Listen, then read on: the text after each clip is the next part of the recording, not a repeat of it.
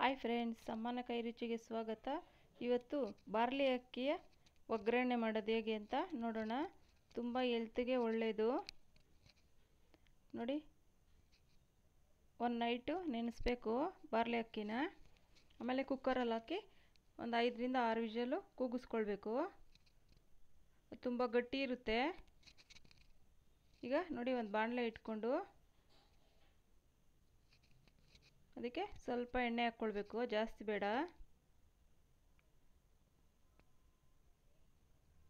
ಈಗ ಅದಕ್ಕೆ ಸ್ವಲ್ಪ ಸಾಸಿವೆ,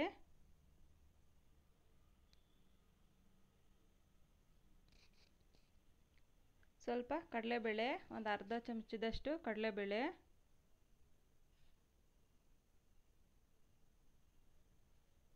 ಈಗ ಅದಕ್ಕೆ ಈರುಳ್ಳಿ, ಒಂದು ಈರುಳ್ಳಿ ತೊಗೊಂಡಿದ್ದೀನಿ, ಮೀಡಿಯಮ್ ಸೈಜ್ದು. ಈರುಳ್ಳಿ ಸ್ವಲ್ಪ ಬಾಡಿಸ್ಕೊಳ್ಬೇಕು.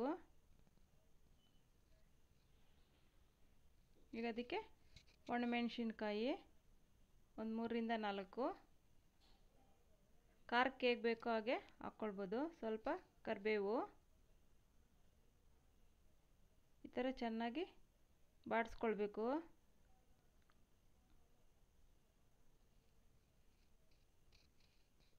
ನೋಡಿ, ಈಗ ಒಂದು ಟೊಮೊಟೊ, ಒಂದು ಚಿಕ್ಕ ಸೈಜು ಟೊಮೊಟೊ ಒಂದು ಹಾಕಿದ್ದೀನಿ.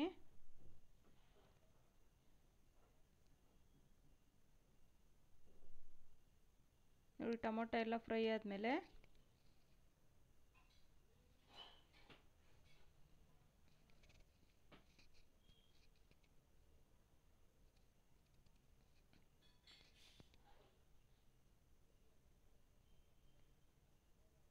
ಕ್ಯಾರೆಟ್ ಒಂದು ಸ್ವಲ್ಪ ತುರಿದಿರೋ ಅಂಥದ್ದು,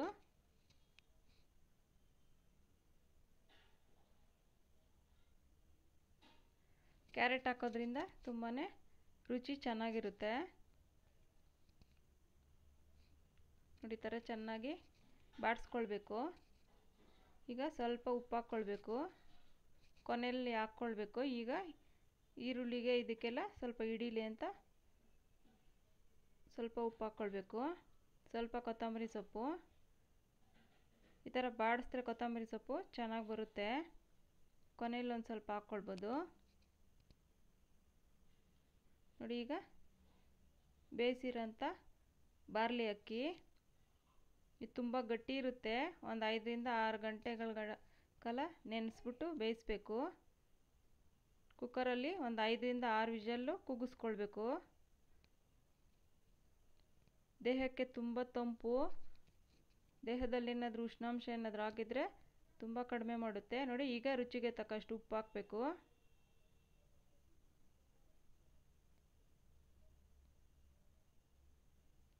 ತುಂಬ ಗಟ್ಟಿ ಇರುತ್ತೆ, ಚೆನ್ನಾಗಿ ಬೇಯಿಸ್ಕೊಳ್ಬೇಕು.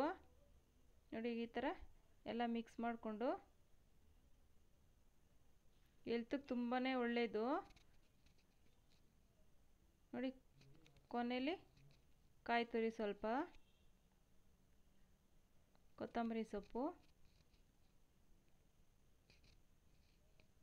ನೋಡಿ, ಈಗ ರೆಡಿಯಾಗಿದೆ. ಈಸಿಯಾಗಿ ಯಾರು ಬೇಕಾದರೂ ಮಾಡ್ಕೊಳ್ಬೋದು.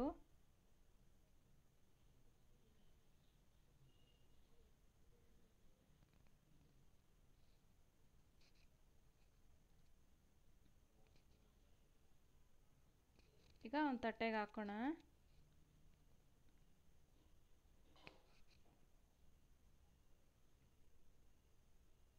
ನೋಡಿ, ತುಂಬ ರುಚಿ ಇರುತ್ತೆ. ಒಮ್ಮೆ ಟ್ರೈ ಮಾಡಿ ನೋಡಿ. Thank you friends.